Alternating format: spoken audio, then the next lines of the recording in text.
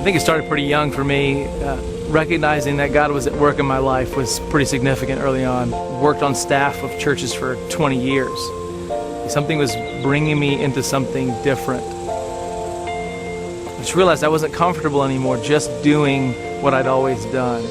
One of the things I really noticed about my life is that most of my own personal transformation didn't come on Sunday mornings, but it came when I was with people that knew me. Life was always more interesting and real at the bars that I went to and the places where I would see real people in real action. And I just started seeing that my heart was not for things inside the walls of a church, but it was for seeing what God might do throughout the world. So about a year ago, I left a role working on staff at a church here in Dallas, a church I love, church that supported us well and did what we're doing now. And we moved into Junius Heights. We moved into Junius Heights for the sake of spiritual transformation.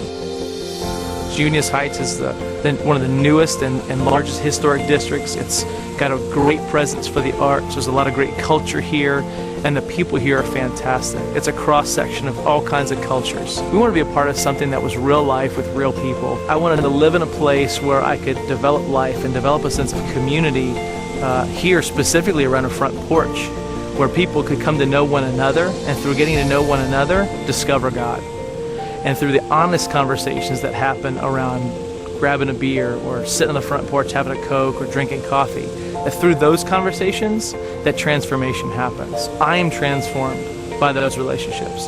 Those relationships are transformed by us because it's mutual.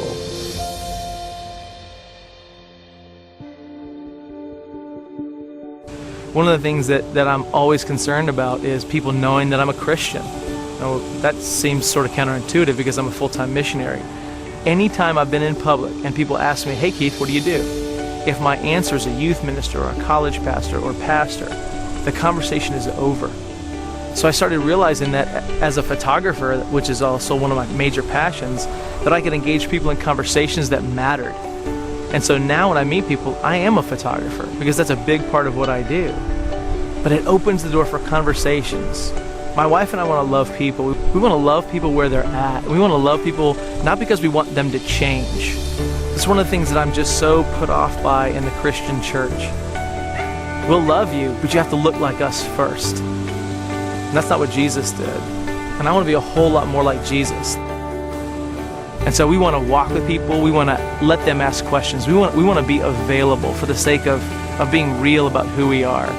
And so this neighborhood was real for us because it's open. I mean, it's got front porches everywhere. People walk their dogs. They want to be a part of community, and we want to be a part of that. So this neighborhood was an obvious choice. We didn't come here to save anybody. I mean, one of the misconceptions of Christian missionaries is that they come in and they force people to take their religion with their service. It's not what this is about. What this is about is a very real experience that we have had with a God that transforms, a God that redeems, a God that heals, a God that brings people out of captivity and into freedom. We've experienced freedom, and because we've experienced freedom, we can't stand for the world around us not to be free.